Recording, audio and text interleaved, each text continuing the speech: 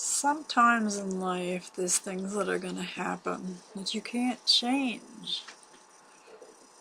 Not a lot of good things have happened in my life, other than, my son and my husband, my family, people, and all that I've met. But medically, not a lot of good things have happened. When I fell that 2 stories, at 4 years old, I knew my life was basically over, medically. I had sustained so much injury that was never fixed because it was never taken to a doctor. Nothing was ever fixed, and the injuries kept coming and coming. I lived in one of the worst environments that I know of, where people outside the family knew what was going on but chose not to do anything. Not the school, not the relatives, not the police who were constantly at my house, nobody. They left us. I didn't grow up well, and I became very angry, very, very angry, and I carried that anger. And I did things with that anger that nobody would do. But when you come from an environment like mine, you do know you do these things. When my son was born, I knew I had to change my life. I knew I had to change my attitude because I wasn't going to put him through the hell I was through. As I decompensated over many years of abuse, I've been able myself to bring in my life about changes that I needed to make, most of which I am successful with. Now, I've recently gone through a series of medical problems. I don't know if I'll recover. It's something I don't even ask anymore. There's no point in asking. The only thing that I can change about the situation is the way that I handle myself, my pain, my transitioning off of my feet more, the things that I never thought I would have to deal with at such a young age. I am doing the best that I can with it, and I'm making the most of what I can do for as much time as I have. My doctors tell me I'm living inside a 95-year-old person's body who was badly broken.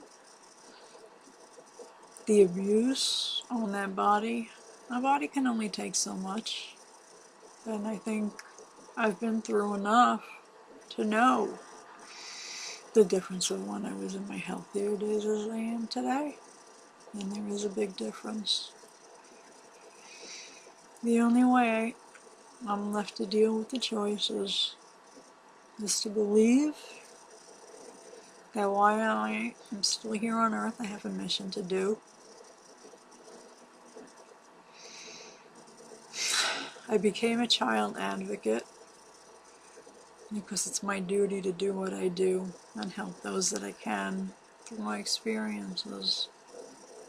Every time I get up, I get knocked down. Every time I get knocked down, I get up. I don't even know who I was when I started.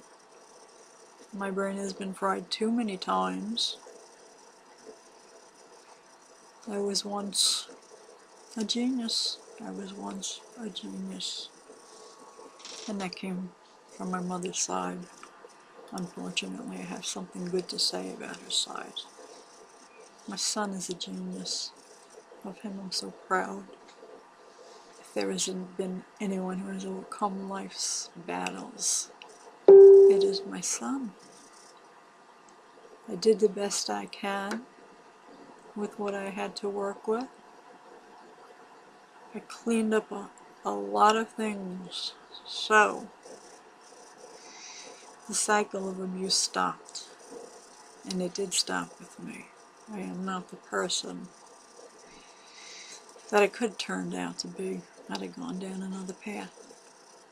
I always believe I'm steered I've been lucky enough to meet some amazing people in my life that have made a profound difference in the way I think. The choices that I've had to make, and the hardest, always involve kids in need, no matter where they are or where they're going to find. There's always kids in need. I've held myself together, I think, for a lot of years, considering what's happened to me. I have enough brain damage to the point where I can't even add 2 and 2 together. I can't relearn certain things that just came naturally to me. I struggle for every kind of word that comes out of my mouth. I struggle to try to remember, but it's not happening.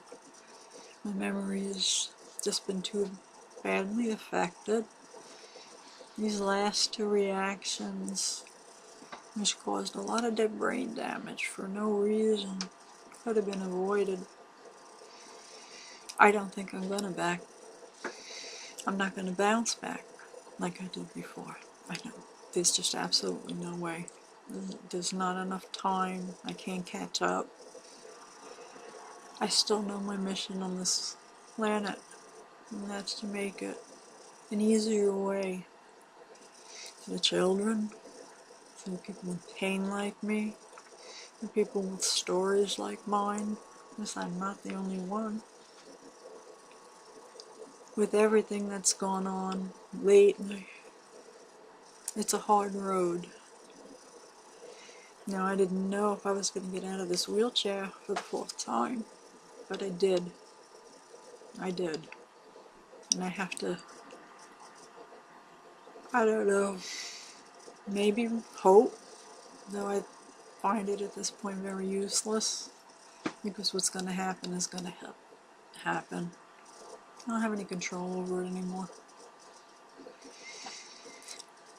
I can only adapt myself to my circumstances and put in my head the thoughts that'll make me happy and do those things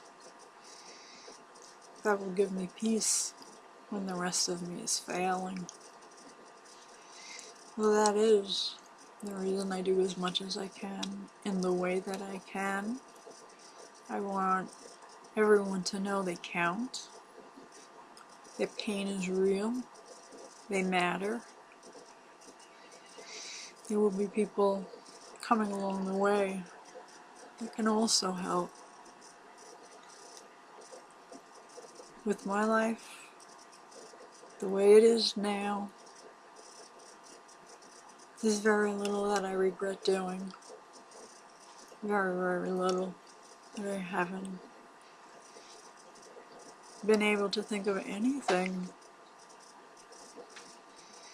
And I've been handed a rotten deck of cards. I can't say that I haven't. I can't say that it gets annoying, because it does. It gets frustrating, because I'm not the person I used to be. There's chunks of my life I still am only finding out about.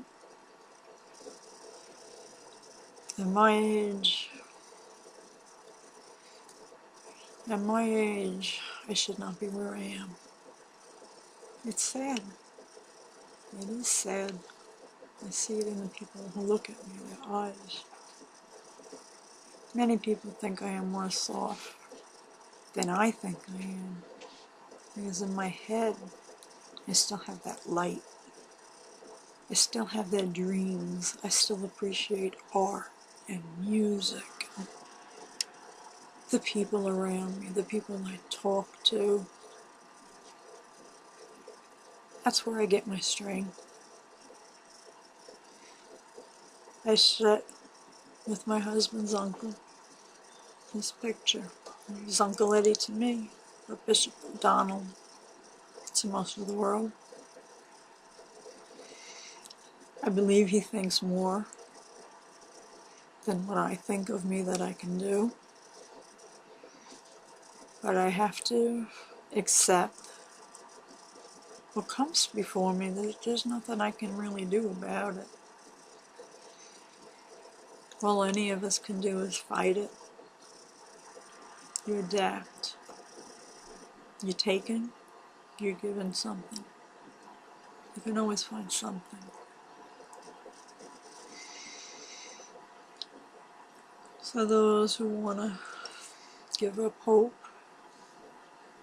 and find only horror in their lives, I mean, they're entitled to do it. Nobody's been through what another person's been through. They only know.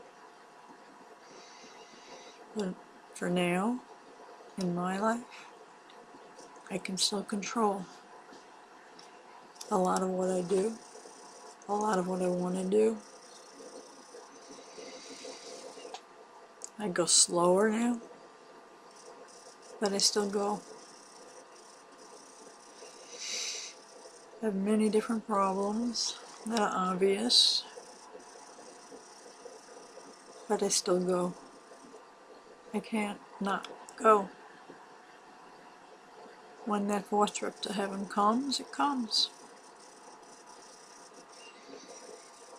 There are certain things that I will not let in my life, and those are negative thoughts.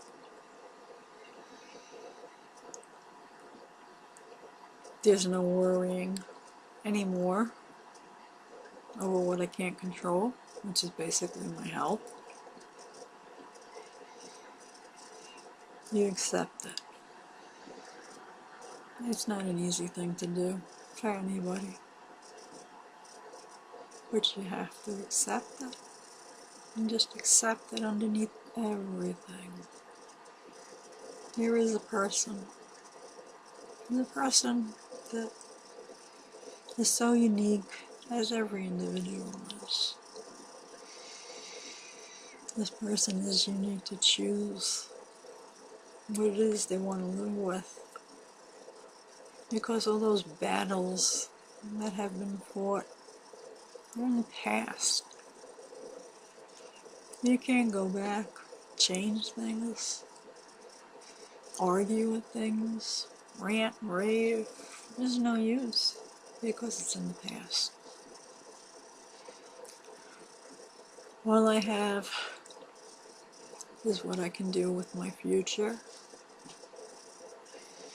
And it does not involve sitting around watching the clock, feeling every bit of pain I have, and giving into it. I refuse to give into it. Whether I'm gone tomorrow or 4 years from now, whenever. The only thing I know is I did the best that I could with what I had to work with. The quality in me is in those who recognize me, because it's in you. So the slogan, never give in, never give up. I will always live like that. And I hope that somehow through my own crazy life like this, that I have inspired people to look inside themselves and find the gifts that they were given before all the pain came. Because each one of us is truly a gift.